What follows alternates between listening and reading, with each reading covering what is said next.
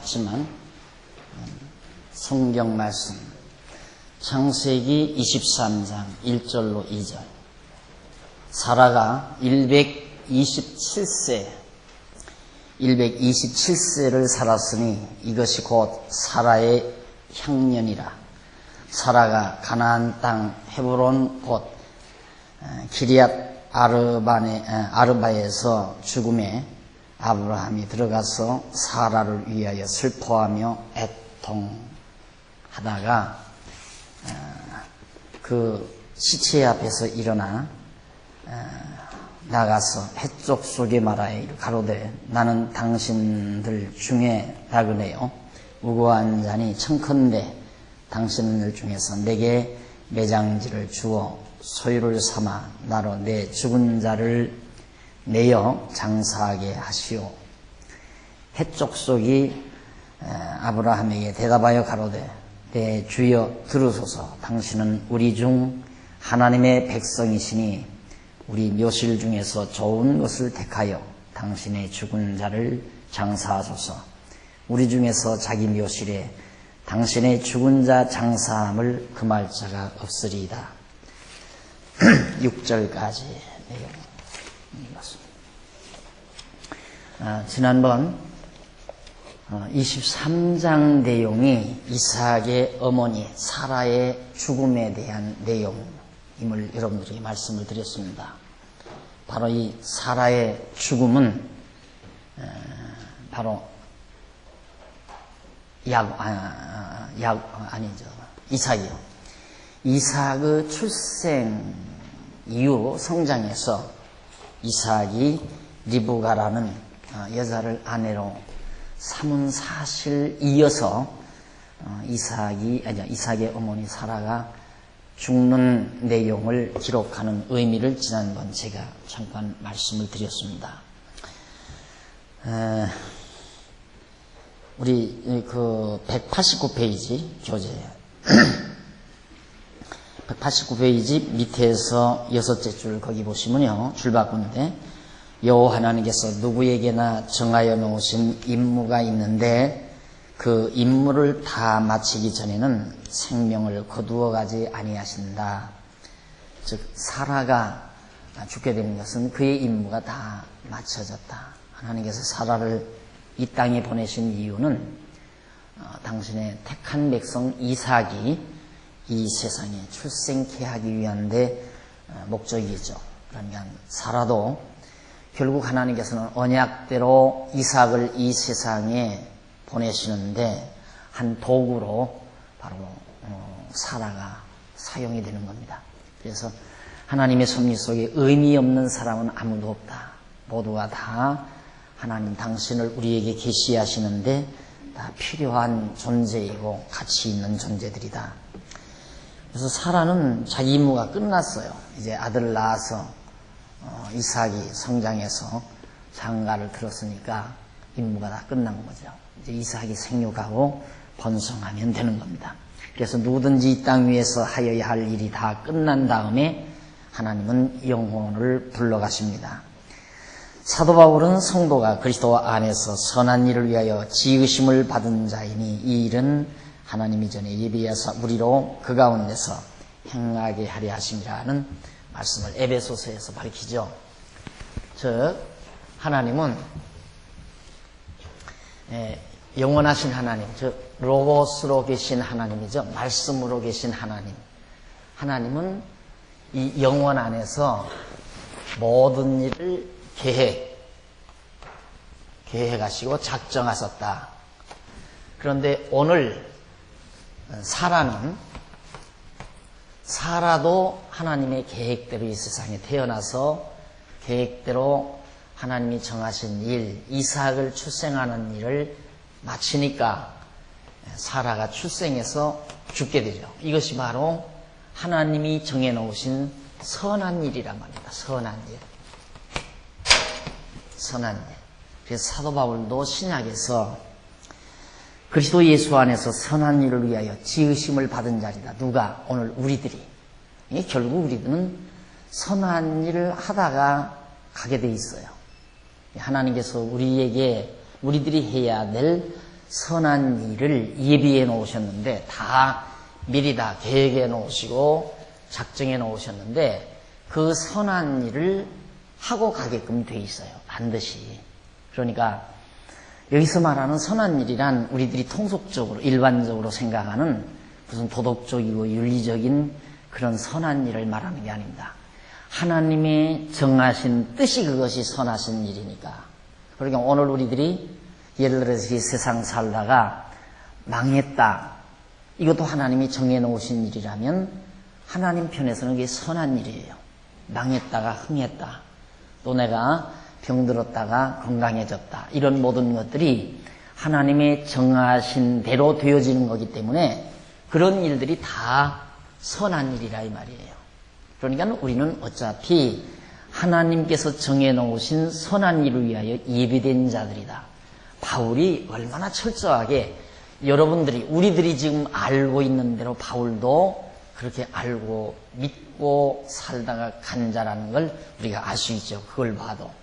그러니까 살아도 날 때 하나님께서 다 예비하신 작정된 선한 일을 위해서 출생해서 선한 일이 마치니까 하나님께서 불러가신 거란 말입니다. 그러니까 걱정할 게 없어요. 어차피 우리는 선한 일을 하다가 가게끔 돼 있는 거니까. 그래서 우리들이 생각하는 선한 일이란 제가 늘 말하지만 탕자가 아버지를 등지고 떠나는 것은 불효자니까 나쁜 일 아니에요. 악한 일이라고 생각을 하는 거죠. 그리고 탕자가 돼지우리에서 아버지 사랑 깨닫고 아버지 품으로 돌아오는 것은 선한 일이고 이렇게 이중적인 사고방식을 우리들이 가지고 있는 거예요. 이것은 선한 일이고 이것은 악한 일이다. 이건 악한 일이고 이것은 선한 일이다. 그런 의미의 선한 일이 아니라 나갔다가 돌아와서 아버지 사랑을 깨닫게 된 것이 그게 선한 일이에요. 그러니까 나가는 것도 선한 일을 위해서 들어오는 것도 선한 일을 위해서 아시겠죠? 그러니까 결국 오늘 우리들이 예수를 안 믿다가 믿은 사람이 있잖아요. 예수를 모르고 믿지 않다가 예수를 믿게 된단 말이죠. 근데 안 믿은 것은 악한 일이고 믿은 것은 선한 일이다. 이렇게만 생각하면 안 된다 이거죠. 하나님께서는 우리로 하여금 은혜의 감격을 더하게 하시려고 죄의 종노릇을 하게 하시다가 탕자를 돼지우리에 가서 살게 하시다가 아버지 품으로 돌아오게 하는 것처럼 하나님께서 우리들을 죄의 종노릇 하게 하시다가 의의 종이 되게 하시는 거란 말입니다. 그 모두가 합력해서 하나님의 정하신 선을 이루어 가는 거란 말이죠. 그러니까 여러분 우리가 속 좁게 생각하지 말고요. 우리들이 세상 살아가면서 나에게는 왜 이렇게 불행한 일이 닥쳐왔을까? 그게 속 좁은 생각이거든요. 그건 내가 내 중심으로 생각하니까 정말 불행한 일이지 하나님께서 나를 위해서 정해놓으신 전체적인 삶을 딱 보면 아주 아름답고 선한 일이란 말입니다. 이렇게 우리들이 소화하고 살면 완벽하게 하나님의 뜻 가운데서 하나님 경외하고 사는 삶이 되는 거란 말입니다.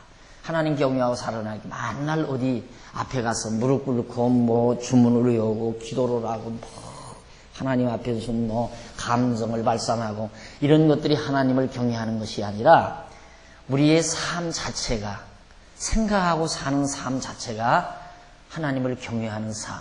그러니까 내가 사라가 일생 사는 동안 아이를 낳지 못하는 과정이 있었잖아요. 잉태치 못하는 과정. 나는 왜 이렇게 여자로서 불행할까 했지만은 불행한 게 아니에요. 나중에 하나님께서 아이를 갖게 하잖아요. 그러다 보니까 아이를 자기의 능력으로는 아이를 가질 수 없는 몸이 됐다가 하나님의 능력으로 아이를 갖게 되니까 사라는 하나님의 능력을 다시 한번 깨닫게 되고 하나님 앞에 부르는 찬송이 대단했단 말입니다. 사라에게.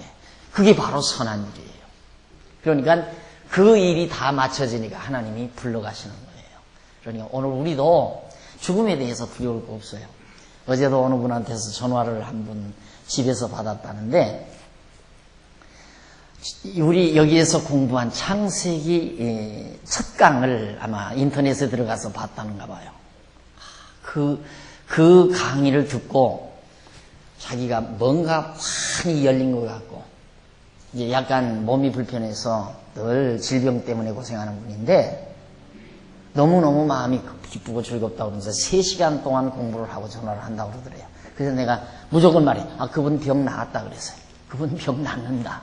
낫게 돼 있어요. 그렇게 되면. 마음이 벌써 넓어지고 그 다음 생각이 밝아지니까 병이 가서 안정할 곳이 없잖아요. 질병이, 병균이 제일 좋아하는 것은 스트레스 감각이에요.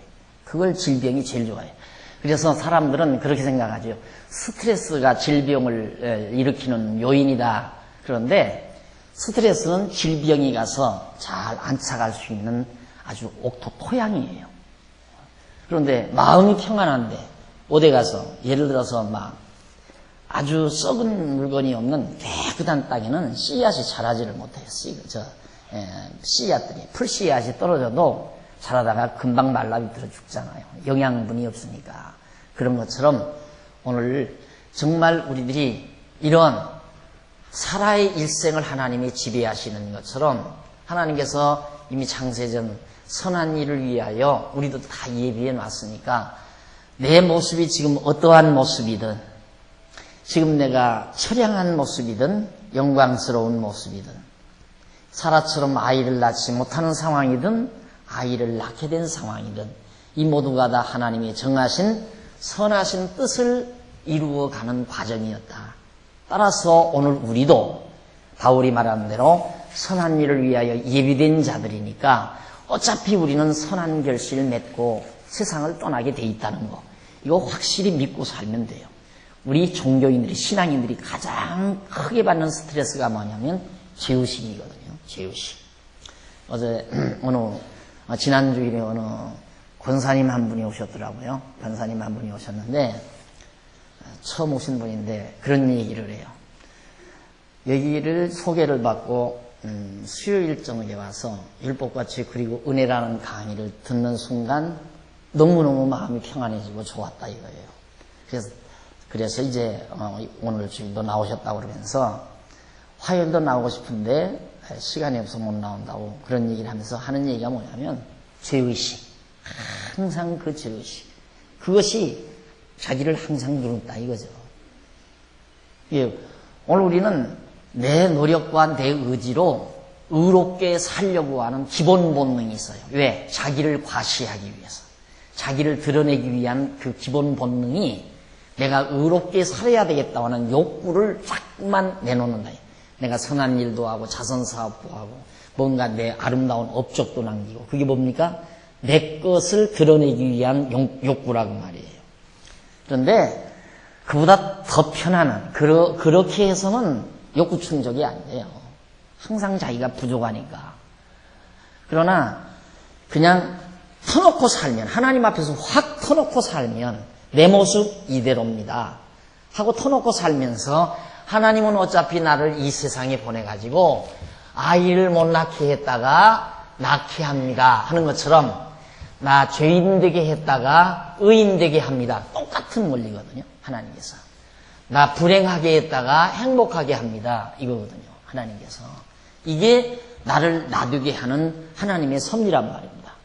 이렇게 내 생애를 하나님이 섭리하신다는 확신만 있으면 담대해지잖아요.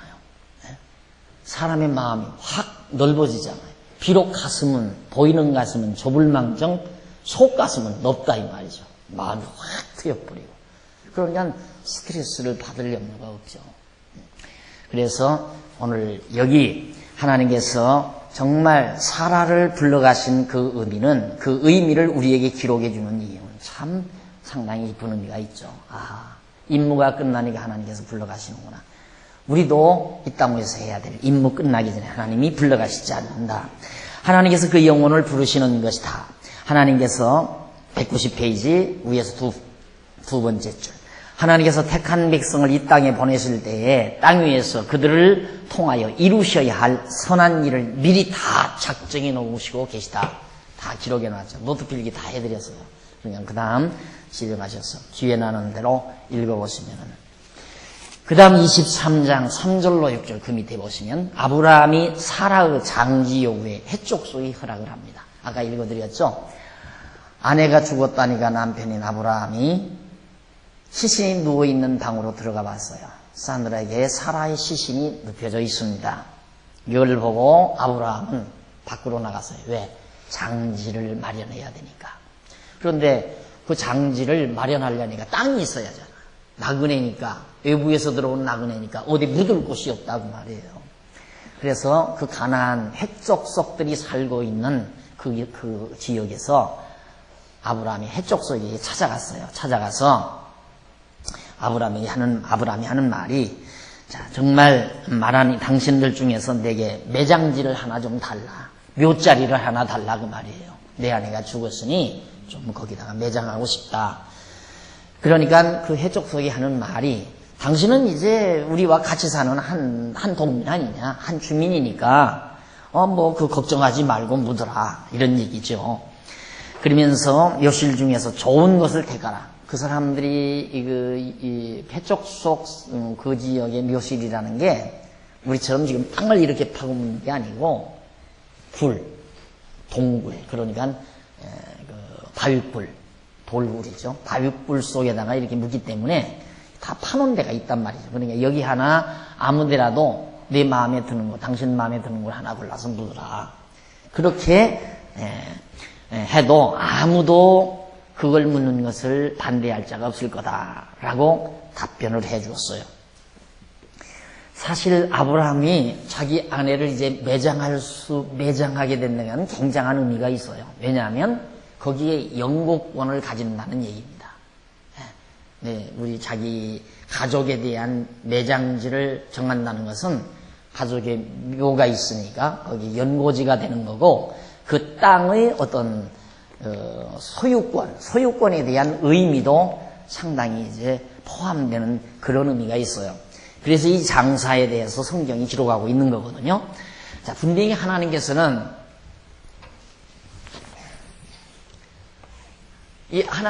이제 이 땅을 하나님께서 이제 이스라엘 그 아브라함의 후손에게 준다고 그랬는데, 아브라함이 해족 속의 땅에 머물러서 여기서 이제 지금 아내를 잊었으니까 매장해야 되겠다. 그런데 이 땅을 허락했지만 아직 아브라함에게 주어진 건 아니잖아요. 근데 아내를 지금 이 땅에 묻게 된다는 건 앞으로 이제 공부해보면 이제 여기 나와요. 묘실에 관한 것. 이게 나오니까 아주 중요한 의미를 지니는 거죠. 그러면 23장 이쪽 191페이지 23장 7절로 11절에 보면 해족 속의 아브라함에게 막벨라 굴이라는 굴이 하나 있는데 그 굴을 거저 주겠다고 그래요. 그러니까 누가 당신의 아내를 여기다 묻는 걸 누가 반대할 사람 아무도 없다. 그러니까 막벨라 굴을 거저 줄 테니까 그냥 거기다가 매장을 해라. 그 말을 아브라함이 얼마나 좋겠어요. 거저 준다니까. 그런데 놀랍게도 아브라함이 그걸 거저로 받지 않아요. 거저 받지 않는다 이 말. 그 이유는 거저 받지 아니하는, 거저 주면 나중에라도 이거 거저 받은 것이다 하고 문제가 발발하니까 기어코 그 땅을 돈을 지불을 해요. 대가를 지불을 해서 완전히 아브라함 자기 자신의 소유권을 삼아요. 그러니까 지금도 그래요. 지금도 과거에 이제 이 블레셋, 여기 블레셋 안에 팔레스타인들이 살고 있던 땅, 이 블레셋 땅이 여기인데, 예수님께서 십자가에 못 박아 죽으셨을 때, 그때 유대인들이 예수를 십자가에 못 박아 죽이지 않았어요. 그 죄과로 유대인들이 여기서 다 쫓겨났단 말입니다. 그리고 이 살기 좋은 땅들이 전부 폐허가 됐잖아요. 폐허가 사막이 돼버리고. 그러니까 이 블레셋 신들이 이걸 다 점유하고 살았거든요. 점유하고 그냥 자기네들이 가까이 있으니까 자기 연고지로 다 삼아버린 거예요. 그러다가 1900년대에 들어와서 유대인들이 여기 들어와가지고 땅을 그냥 빌리는 게 아니에요. 돈을 주고 사요. 유대인들이. 그걸 점점 사가지고 헐값으로 사는 거예요. 쓸모없는 땅이니까. 모래서양 쓸모없는 땅을 헐값으로 사서 갈릴리 호수로부터 물을 끌어다가 농장을 만든 거예요. 그래가지고 오늘의 독립국가를 만든 거거든요. 이스라엘이. 그래가지고 지금 당당하게 독립국가로서 유엔의 인정을 받아 지금 저 땅을 점령하고 팔레스타인들과 지금도 전쟁을 하잖아요. 오늘 아침에도 몇 팔레스타인 사람들 몇 죽었다고 또 보도가 또 나오더라고요. 끊임없는 전쟁이 계속되는 전쟁. 그러니까 이 땅을 그들이 와서 돈 주고 산 것은 자기네들의 권리 주장을 위한 거예요. 권리 주장. 그러면서 이게 다 사지는 못하고 어느 정도 힘이 생기니까 밀어내는 거예요. 막 밀어내. 마찬가지 똑같은 원리에 여기도 아브라함이 자기 아내의 묘실을 돈을 주고 그 일대를 사요. 그걸 사가지고 자기 아내를 이제 거기다 묻고 그 다음 아브라함도 거기에 묻혀요. 그 부분에 묻히고 나중에 이 아브라함의 후손들이 애굽에 내려가서 종살이 할 때 야곱이 죽었는데 야곱도 옮겨다 묻어요. 그 다음 요셉도 죽었는데 요셉은 애굽에서 나올 때 이제 공부해보면 알지만 애굽에서 나올 때 요셉의 유골을 메고 와서 여기다 갖다 묻어요. 왜? 이 땅이 우리 것이다라고 하는 걸 주장하기 위한 하나의 중요한 단서가 되지는 거죠. 그래서 아브라함이 해족속이 거저주겠다는 것을 받지 않고 넘어가 보면 192페이지 23장 12절로 12절에 보면 아브라함이 해족속에게 대가를 지불하고 돈을 주고 그 땅을 사서 자기 아내의 묘실을 삼게 됩니다. 자, 그래 이제 결국 지불하겠다고 그렇게 제안을 해도 왜 그러냐고 우리 거저줄 테니까 왜 자꾸만 그걸 돈을 우리 안 받는다고 거절하니까 끝내 그 중간에 와 보시면 192페이지 중간 23장 16절로 20절에 보면 아브라함이 대금을 돈을 지불하고 굴을 매장지로 막벨라 굴을 매장지로 정합니다. 여기 이 막벨라 굴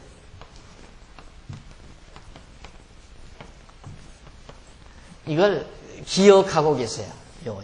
여기 앞으로 이제 역사 과정에서 자주 진행 과정에서 나오니까 막벨라 굴, 사라가 묻힌 막벨라 굴. 우리는 사라와 같은 자유하는 여인의 아들들이야. 우리 사도 바울이 갈라디아서에서 우리는 종의 아들이 아니라 자유하는 여인, 사라의 몸에서 난 이삭과 같은 계열이라고 그러거든요. 우리가. 그러니까 사라에 묻힌 것이란 바로 거기가 사라는 이삭을 출생한 자거든요. 이삭을 출생한 자. 그런 의미에서 우리와도 밀접한 관계가 있는 자입니다. 그 굴 자체도 그런 의미가 있는 거고요. 그래서 거기 조금만 읽어보실까요? 밑에서 6째 줄 192페이지 본문은 아브라함이 에브론에게 은 400세겔을 주고 밭을 바꾸어 해족속 앞에서 자기의 소유로 정하고 막벨라 밭 굴에 사라의 시체를 장사하는 내용이 바로 16절로 20절 내용인데 아브라함이 에브론에게 밭을 사는데 해족속이 듣는 데서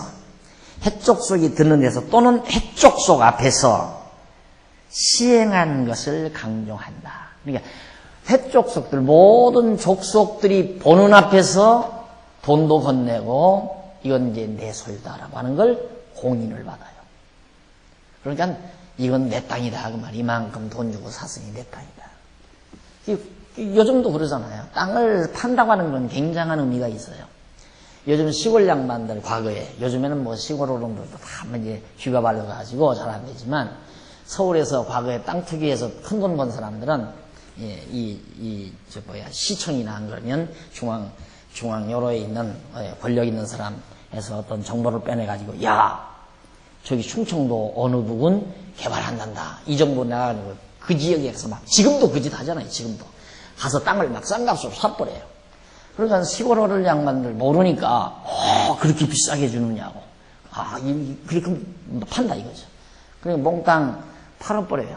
팔아버리니까 나중에 한 6개월, 5, 6개월 지나니까 막 갑자기 여기 개발붐이 일어나가지고 10배도 하고 20배도 뛰고 그렇게 해서 다 떼부자가 된 사람들 많잖아요. 그런 식으로. 지금도 그런 어리숙한 짓들을 지금 하고 있죠. 그래서 지금 난리란 말입니다. 그런 일들 때문에. 근데 벌써 그러니까 이제 그 양반들은 거기 쫓겨나요. 이제 땅 팔았으니까. 그리고 주인이 바뀌잖아요. 이스라엘 백성들이 그 짝이죠. 여기 원래 가나안 족속들이 살고 있는 땅인데 막벨라 굴터 이거 이 땅 하나 팔았던 것이 화근이에요. 그 매장지 하나, 묘지 하나 판 것이 화근이었다 이 말이죠. 여기가 이제 완전히 주둔지가 되는 거예요. 아브라함 후손의 주둔지. 이렇게 해서 결국은 하나님께서 언약한 대로 그 자손에게 저 땅을 차지하도록 섭리하시는 결과를 낳게 됩니다. 자, 그렇게 해서 이제 193페이지 중간에 보시면 한쪽 가로 2번 언약 계승의 실현. 이제 1번은 앞에서 한쪽 가로 1번을 보면 언약 계승의 준비였죠. 언약을 계승시키기 위한 준비. 그게 뭐냐면 이삭의 출생이죠. 이삭이 이제 출생해서 나가지고 장가를 갔으니까, 장가를 가서 성인이 됐으니까 아브라함에게 언약한 그 언약을 아브라함의 아들인 이삭에게 계승시킬 수가 있죠. 그래서 이제 구체적으로 이삭에게 언약을 계승시키는 내용이 24장에서 26장까지 나와요. 창세기. 자, 그러면 우선 24장 제일 밑에 아랫부분에 보시면 한쪽 가로 양쪽 가로 1번 이삭이 리브가와 결혼을 합니다. 아내를 택해놓고 이제 어머니가 죽었는데 그 리브가와 결혼식을 이삭이 하게 돼요. 그 결혼한다는 의미가 거기에 있잖아요. 즉 언약 자손을 번창시키는 동기가 되는 거죠.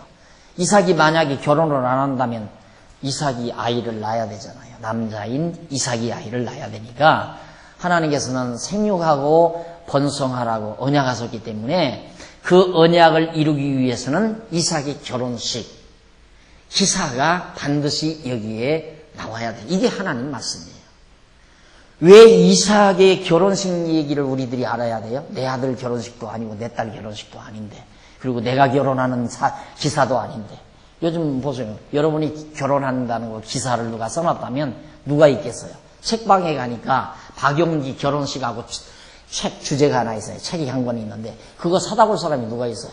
박용기 결혼한 게 나하고 무슨 상관이야? 아무도 관심 없어요. 볼 필요가 없잖아요. 그럼 오늘 우리는 나는 그래도 같은 시대에 살고 나를 여러분이 알잖아요. 그런데도 관심이 없는데, 아니 몇천 년 전 사람 이삭이 결혼한 사건을 우리가 왜 읽고 그것이 무엇 때문에 하나님 말씀이냐 그 말이에요. 나는 정말 성경을 읽으면서 그런 게 굉장히 고민스러웠어요. 이게 성경이 하나님 말씀이라는데, 아니 이삭 결혼하는 게 뭐가 대단해서 이게 하나님 말씀이냐 이거죠. 그렇게 의문을 제기하고 들어가니까 이게 열리네. 이게 보인 거예요. 아하, 이래서 하나님 말씀입니다. 그런데 그렇게 보는 게 아니라 무조건 성경 하나님 말씀이다. 이삭이 결국 장가를 들었다. 그래서 이삭이 하나님을 잘 경외하니까 이쁜 아가씨 만나서 가정 이루어가지고 축복받아 잘 먹고 잘 살았다. 이런 식의 설교밖에 할 수가 없잖아요. 그러나 저는 접근을 달리했어요. 그거 아니고 그렇게 한 게 아니라, 아니 이삭 결혼식 한 게 왜 하나님 말씀이냐 이 말이에요. 알고 보니까 하하. 그리고 아까 사라가 죽은 거 묘실. 사라 땅 사서 아브라함이 자기 부인이 땅 사서 매장하는 게 뭐가 그렇게 대단해서 그걸 기록해놓고 그걸 성경이라고 우리들도 읽고 그걸 믿으라고 하느냐 이 말입니다. 여러분 그런 거 생각 안 했어요? 그런 거 의문 안 생겼어요? 난 도대체가 헷갈려가지고 모르겠더라고요. 왜 이걸 읽어야 되느냐 이 말이 왜? 그런데 알고 보니까 이렇게 하나님께서 분명한 뜻이 계셔서 이런 내용들을 기록하게 하셨고, 이런 내용을 통해서 우리로 하여금 엄청난 하나님에 대한 진리를 깨닫게 하려는 섭리가 이 배후에 있었구나 하는 걸 발견하게 된 거죠. 자, 여기 이제 이삭이 일부가와 결혼하는 결혼 내용이 나오는데 194페이지 거기 보면 간단하게 소개됩니다. 위에서 두 번째 줄, 첫 번째 줄 194페이지 위에서 첫 번째 뒷부분에 보면 이삭이 결혼하는 것은 나와요. 이삭이 결혼하는 것은 여호와께서 아브라함에게 세우신 언약을 이루시는 데 있어서 매우 중요한 의미를 가지고 있어요. 이삭이 결혼하는 것은 굉장히 중요한 의미가 있다. 어떠한 의미에서? 아브라함에게 세우신 언약을 이루시는 데 있어서. 그러니까 하나님께서 당신이 언약하신 것을 이루는 데 있어서 아주 중요한 의미를 이삭의 결혼이라는 사건이 가지고 있다. 이삭이 결혼을 하지 아니하면 여호와께서 언약하시는 대로 아브라함의 자손이 생육하고 번성할 수가 없고 나아가서는 가나안 땅을 정복할 수도 없으며 큰 민족을 이루어 다스릴 수도 없게 된다. 그럴 거 아니에요. 이삭이 결혼을 안 하면. 이렇게 중요한 기사를 성경에 기록하지 않을 수 있느냐면 반드시 기록해야죠. 그래서 하나님 말씀이다 하는 얘기예요. 그런데 저는 이제 우리는 이렇게 공부하고 이제 하나 깨달아가지만 나는 그래서 제일 안울하고 제일 답답한 학자들이 신학자라고 해요. 어차피 철학자들은 일반 과학자들이나 철학자들은 해답 없는 학문을 하는 거니까 두말할 거 없지만 뭐하러 신학은 해요. 신학은. 이런 내용들을 읽으면서 어떻게 신학을 하느냐 이 말이죠. 무슨 의미인지도 모르고 이게 왜 기록했는지도 모르고 이런 거 묻잖아요. 그럼 뭐 성경에 꼭 이삭이 결혼한 걸 넣어야 됩니까? 그것이 왜 하나님 말씀입니까? 그러면 뭐 우리가 다 알 수 없는 거니까 그냥 읽어두라고. 그게 고작 대답이란 말입니다. 성경은 우리가 다 모르는 거라. 기껏 이제 얘기를 한다면 이삭이 하나님 믿는 아브라함의 아들로 부모 잘 만나고 그리고 아버지에게 배워서 하나님 잘 믿고 신앙생활 잘하니까 하나님이 좋은 교숙감 리브가를 만나서 아들 달라고 잘 복받아 잘 살았다고. 그리고 여러분들도 하나님 경영하면 잘 먹고 잘 산다고. 그게 이제 고작 하나님 말씀으로 생각을 하는 거예요. 그런 어떤 교훈을 주기 위한 거예요. 우리는 절대 성경을 교훈이 중심이 아니라 계시가 중심이죠. 계시가 중심.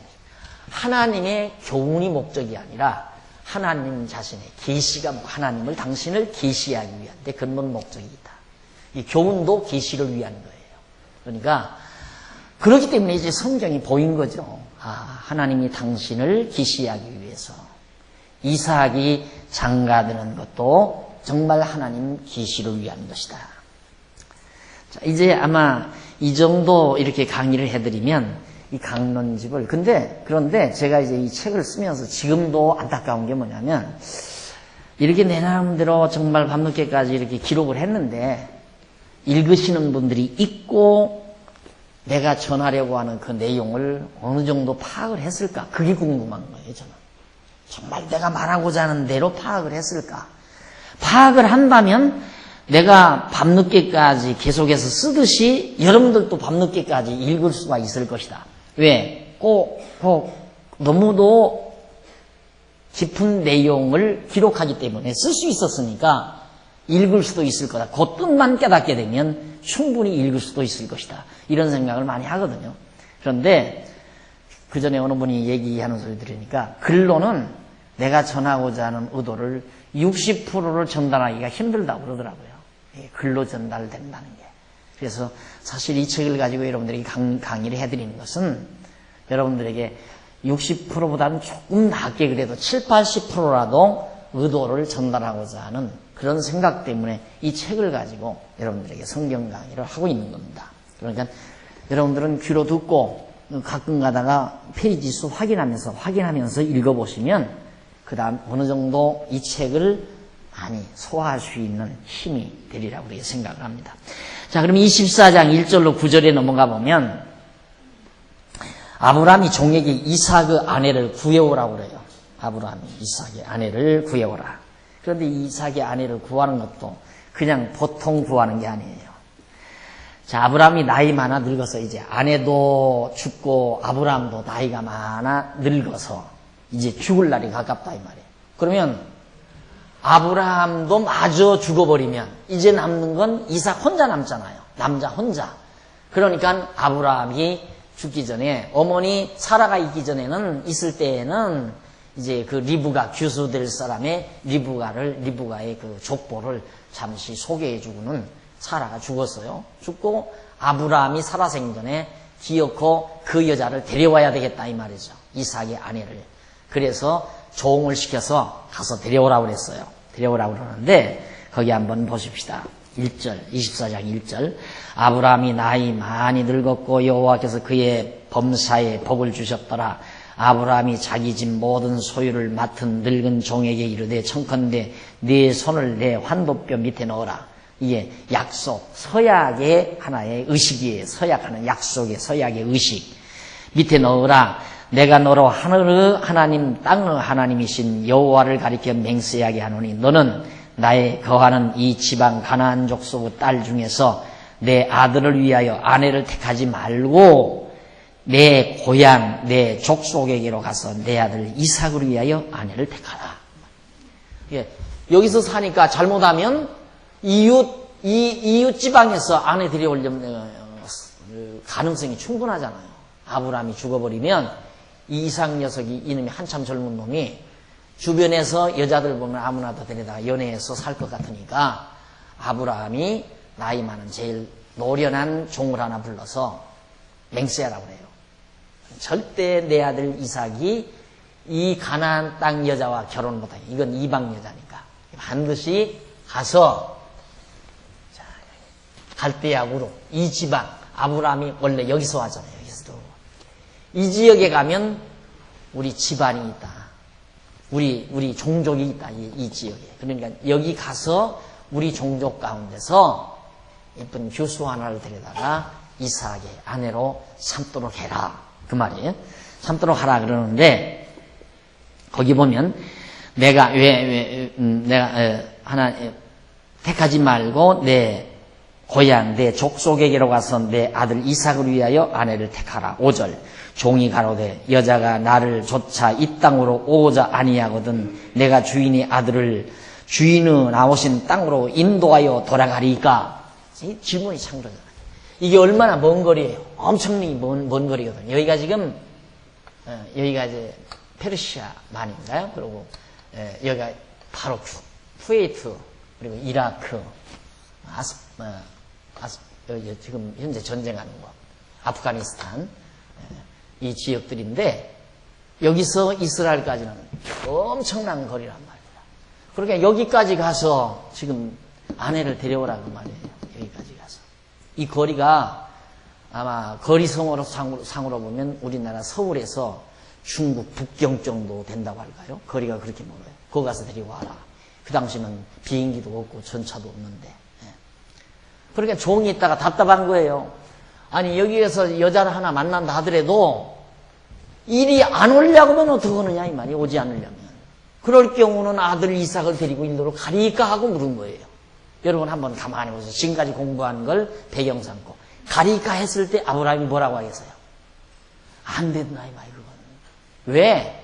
이 땅 이제 아브라함이 후손에게 이 땅 주기로 한 거니까 그로 데려가면 안 된다 그 말이에요.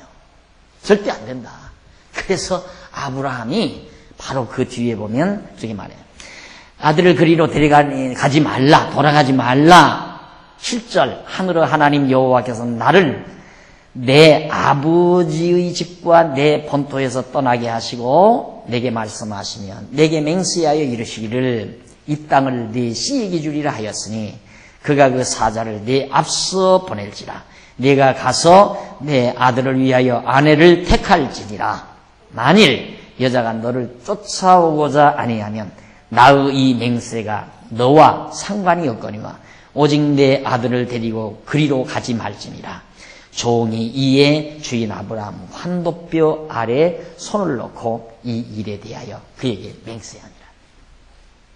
예, 아브라함이 우선 중요한 게 뭐냐? 절대 데려가지는 말라. 만약에 내가 가서 여자를 택했는데 그 여자가 안 온다고 하더라도 아들을 글로로 데려가지는 말라.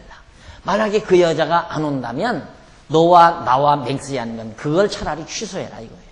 반드시 이 여자 데려다가 아내로 삼으라 하는 그 약속은 취소해야 된다. 이 아들을 일로로 데려가지는 말아라 그 말이에요. 그렇게 해서 일단 종과 아브라함이 노종과 자기와의 약속 내용을 정리를 했습니다. 그 도는 여러분들이 아시겠죠? 왜 그랬는가? 그런 내용들을 지금 쭉 문장으로 적어 노트해 놓은 것입니다. 그 다음 196페이지 제일 상단에 가면 24장 10절로 14절 아브라함이 종이 정한 자를 만나기를 하나님이 구합니다. 이에 종이 그 10절 보십시다. 종이 그 주인의 약대 중 10피를 취하고 떠났는데 곧 그 주인의 모든 좋은 것을 가지고 떠난 메소포타미아, 바로 그 여기가 메소포타미아 아니에요? 유브라데스강, 티그리스강 있는 이 메소포타미아 유역. 그때는 참 기름진, 지금은 이라크 땅이 그 당시에는 굉장히 기름지고 저 두 개의 강줄기 연안에 있는 비옥한 옥토들이었습니다. 그런데 저렇게 지금은 다 사막이 되고 땅속에서 기름만 겨우 나오는 그런 땅이 됐지만은 그 당시에는 정말 살기 좋은 아름다운 땅이었습니다. 그런데 그 좋은 땅을 저버려두고 하나님께서 이 사악한 산지 땅, 얘가 산지거든요. 이스라엘 산지에다가 지금은 황폐가 되진 땅이지만은 지금 다시 이스라엘 민족을 통해서 지금 다시 아름다운 땅으로 옥토로 점점 바꾸어져 가고 있습니다. 자, 그런데 하나님께서 이제 그 노종이 약대 10피라고 많은 보물, 그 여자에게 며느리감에게 줄 보물을 가지고 메소포타미아로 가서 나호르 성, 이게 이제 아브라함 친척 나호르 성에 이르러 그 약대를 성 밖 우물 곁에 올려놨어요. 성 안에는 아직 안 들어갔는데 성 밖에 우물이 하나 있어서 우물 곁에서 약대에게 물을 먹인다 이 말입니다. 먹기 위해서 끓였는데 저녁 때쯤 되니까 여인들이 물을 길러 나옵니다. 근데 그가 12절 그가 가로되 우리 주인 아브라함 하나님 여호와여 원컨대 오늘날 나로 순전히 만나게 하사 나의 주인 아브라함에게 은혜를 베푸시옵소서. 성중 사람의 딸들이 물 길러 나오게 싸우니 내가 우물 곁에 섰다가 한 소녀에게 이르기를 청컨대 너는 물 항아리를 기울여 나로 마시게 하라 하리니 그의 대답이 마시라 내가 당신의 약대에게도 마시우리라 하면 그는 주께서 주의 종 이삭을 위하여 정하신 자라. 이로 인하여 주께서 나의 주인에게 은혜 베푸심을 내가 알겠나이다.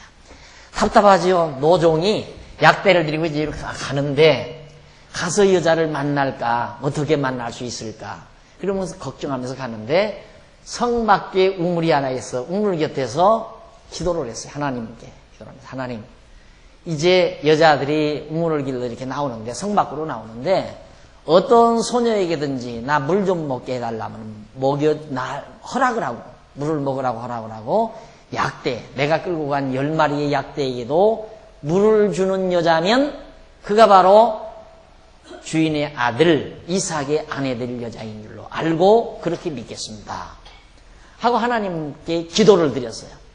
그런데 놀랍게도 그 다음 보면 그 장면이 나와요. 24장 15절로 27절 197페이지 중간쯤 보면 거기 보면 아브라함의 종이 소녀 리브가를 우물 곁에서 만납니다. 어느 날 이렇게 딱 저녁 때 되니까 한 소녀가 나오는데 바로 그 여자가 리브가였어요.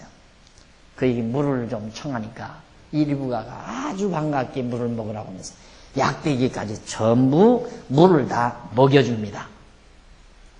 거기 16절 보세요. 그 소녀는 보기에 심히 아리답고 지금까지 남자가 가까이 하지 아니한 처녀더라. 그가 보기에 그 우물에 내려가서 물을 그 물 항아리에 채워가지고 올라오는지라. 우물이 깊으니까 우리는 이제 두레박으로 이렇게 올리잖아요. 그런데 청개를 타고 한참 밑으로 우물을 길러 가요. 가가지고 거기서 길어가지고 청개를 타고 이렇게 올라오는데 상당히 많이 내려갔다 올라와야 돼요. 이게 그 수고를 그 소녀가 하겠다 이거예요. 그게 물을 기르다가 노종에게 주기도 하고 낙타에게 먹여주기도 하고 그렇게 해서 마시라고 하니까 주여 마시소서 하며 급히 그 물 항아리를 손에 내려 마시게 하고 19절 마시우기를 다하고 가로되 당신의 약대도 위하여 물을 길어 그것들로 배불리 마시게 하리이다. 얼마나 정말 그러니까 그만큼 인정이 있는 거죠. 이 리브가가 나그네에게 물 대접도 하고 냉수 한 그릇이지만 대접하고 또 이 긴 여행에 저 짐승들이 얼마나 목이 많을까 이런 이제 아름다운 마음으로 약대까지 물을 먹이겠다. 그래가지고 그걸 다 먹여줬습니다. 급히 물항아리에 물을 구유에 붓고 다시 기르러 몇 번씩 내려가서 기르다가 구유에다 물을 부어주고 약대들 먹으라고. 자, 이렇게 해서 있는지라 21절 그 사람이 그를 묵묵히 주목하며 여호와께서 과연 평탄한 길을 주신 여부를 알고자 하더니 22절 약대가 마시기를 다음에 그가 반세겔 중 금고리 1개와 13겔 중 금 손목고리 1쌍을 그에게 주며 가로되 네가 네 딸이냐 하고 물었어요.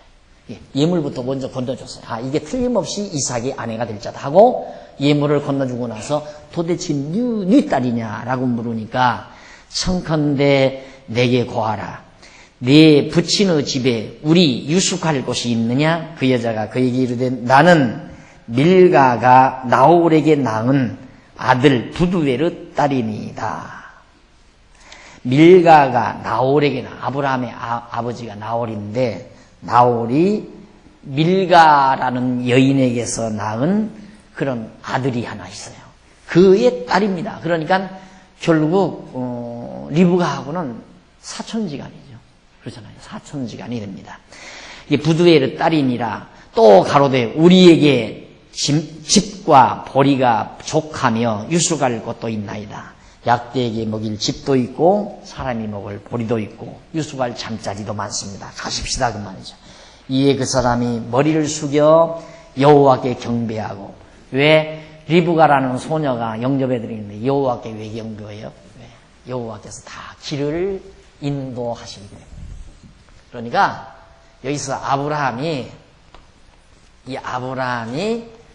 종에게 사명을 주잖아요. 가서 며느리감 구해오너라. 그런데 이 종은 자기가 받은 사명을 하나님께 의지를 해요. 하나님이 형통한 길을 주시면 내가 이 일을 감당할 수 있습니다.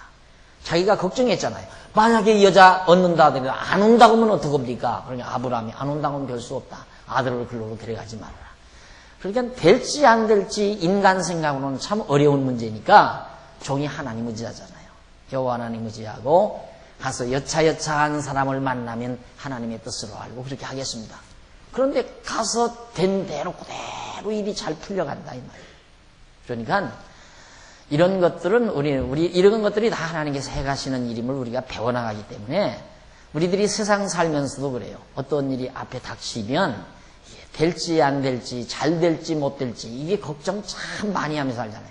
그게 다 쓸데없는 걱정이거든요. 어차피 이렇게 되든 저렇게 되든 되게 돼 있는데 왜? 하나님이 다 작정해 놓은 일이니까 선한 길로 다 되게 돼 있다 이 말이에요. 아까도 말씀드렸지만 사라가 아들을 못 낳을 때 나는 틀렸구나 포기해 버렸죠. 그러나 포기한 사라에게 하나님은 가능하도록 섭리하는 거죠. 그게 하나님이 정하신 뜻이니까. 그러니까 우리는 과대망상증에 걸려서 그렇게 야망을 품고 살 필요도 없는 거고 나는 이제는 틀렸다 하고 절망하고 살 필요도 없는 거예요.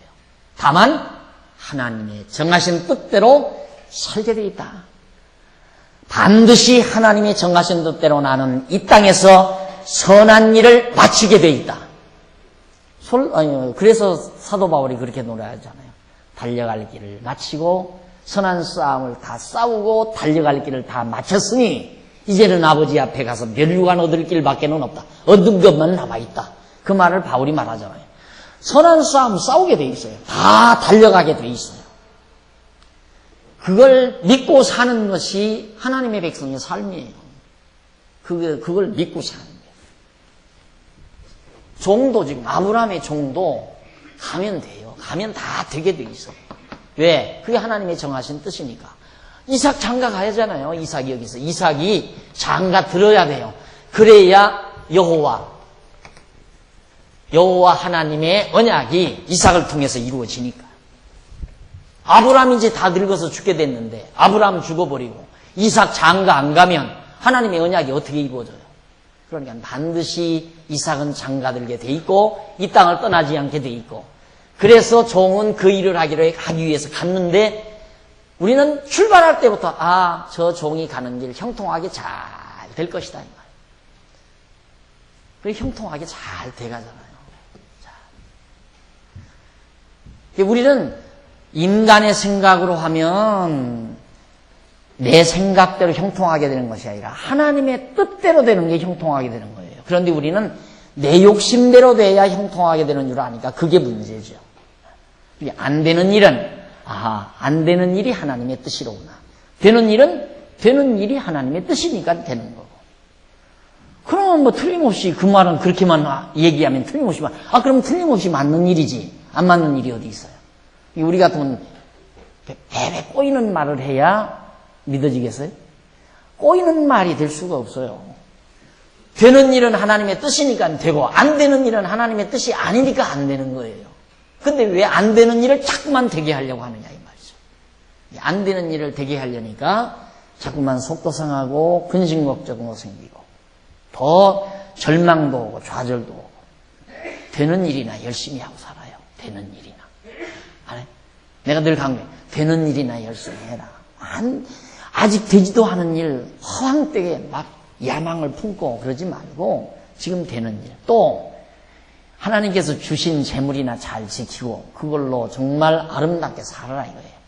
아직 하나님이 주시지도 않았는데 꿈만 부풀어가지고 내가 이쯤 되면 한 달에 그래도 한 5천만 원 들을 수 있다. 부푼 꿈을 가지고 그렇게 살아가는 것처럼 바보멍청이가 어디 있어요.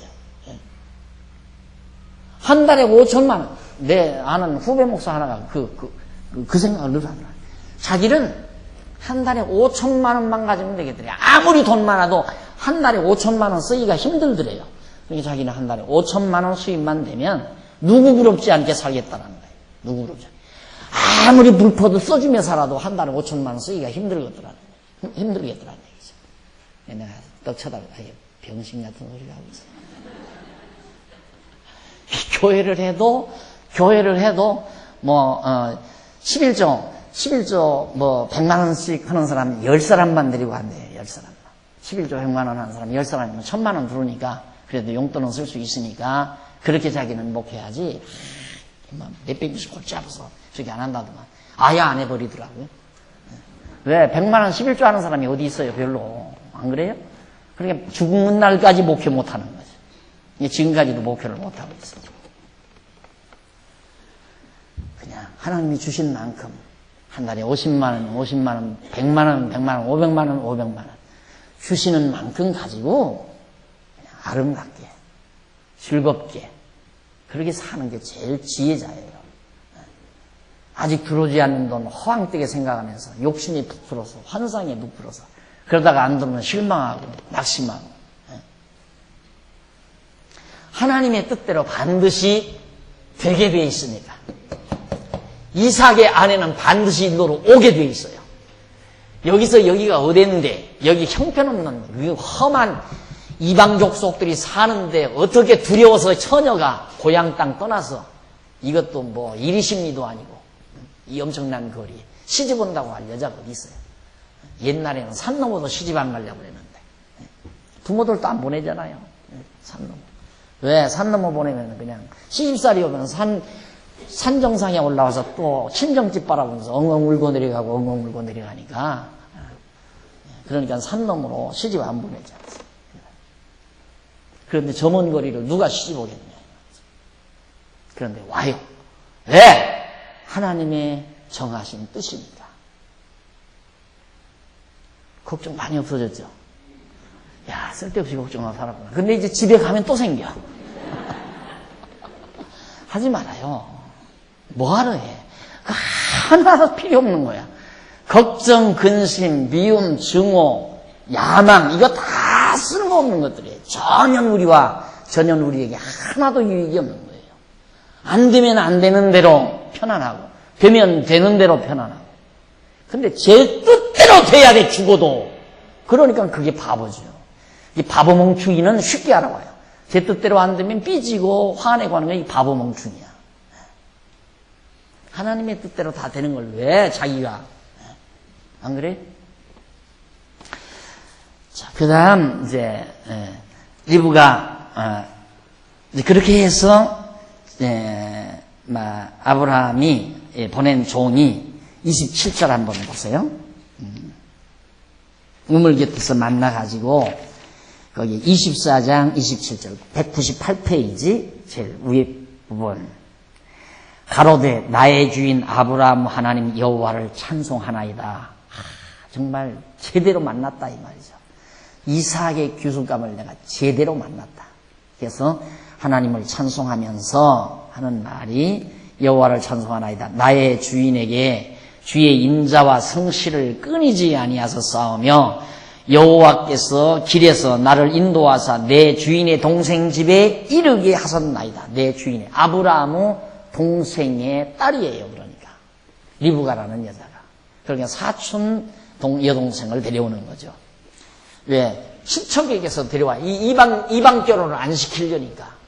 그래서 이제 데려오게 되는데 동생 집에 이르게 하였나이다. 하나님께서. 어쩌면 하필이면 찾아간 것도 아니고 우물 곁에서 기다렸는데 기가 막히게 그렇게 찾아오느냐 이 말이에요. 그래서 사람들은 그런 경우를 행운이 굴러들어오더라 그렇게 얘기지만 아무나 행운이 하나님의 섭리 속에서 그게 우연히 굴러들어오는 게 아니라 하나님의 섭리 속에서 굴러오는 거예요. 그러니까 복은 오는 것이지 내가 찾아가는 게 아니에요. 하나님이 정하신 대로 다 오게 돼 있어요. 오는 일마다 다 하나님이 정하신 일대로 되지는 거니까. 자, 넘어가서 199페이지 24장 28절로 33절에 보면 리브가의 오라비인 라반이 아브라함의 종을 영접해 드립니다. 오빠가 나왔어요. 오빠가. 그 소녀가 이제 달려가가지고 되어진 일을 다 얘기를 했어요. 집에 돌아가서 얘기를 하니까 29절 보십시다. 리브가에게 오라비가 있어 이름을 라반이라. 그가 우물로 달려가 그 사람에게 이르니 그가 종이죠. 그 누이와 고라와 그 누이의 고리와 누이의 고리 귀걸이인지 그 금고리 줬잖아요. 고리와 그 손목고리를 보고 또 그 누이 리브가가 그 사람이 자기에게 이같이 말하더라 함을 듣고 그 사람에게로 나아감이라. 때에 그가 우물가 약대 곁에 섰더라. 라반이 가로되 여호와께 복을 받은 자여 들어오소서 하고 반갑게 오라버니가 그 아브라함의 종을 영접해서 먹을 것을 주고 반갑게 맞아들였습니다. 그 내용이 이제 33절까지 나오고요. 그 다음 넘어가서 200페이지 24장 34절로 49절에 보면 아브라함의 종이 라반에게 과거의 모든 일을 다 진술을 합니다. 차초지종 이제 얘기해야 할 거 아니에요. 여기 갔으니까 가서 아브라함이 하나님의 인도함을 받아서 이렇게 해서 여기 와가지고 여차여차 이렇게 살아서 여차여차 종이 아브라함이 그렇게 말을 해서 내가 여기 와가지고 우물 곁에서 여차여차 이렇게 당신 딸을 만났습니다.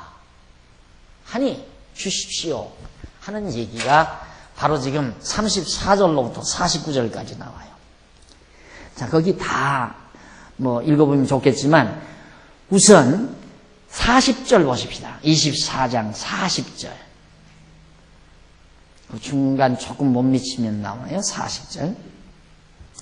주인이 내게 이르되 나의 섬기는 여호와께서 그 사자를 너와 함께 보내어 내게 평탄한 길을 주시리니 너는 내 족속 중 내 아비 집에서 내 아들을 위하여 아내를 택할 것이니라.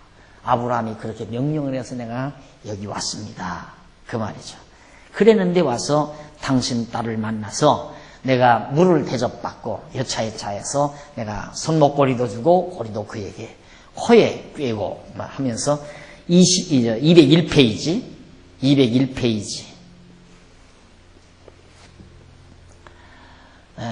거기 보면 201페이지 앞부분에 뉘딸이뇨 제일 위에 뉘딸이뇨 한즉 가로되 밀가가 나오래게 이게 이제 그 소녀가 한 얘기예요. 나홀에게 나는 부두엘의 딸이라 하기로 내가 고리를 그 코에 꿰고, 원래 결혼식 할 때 코를 뚫어서 코골이를 해줘야 돼요.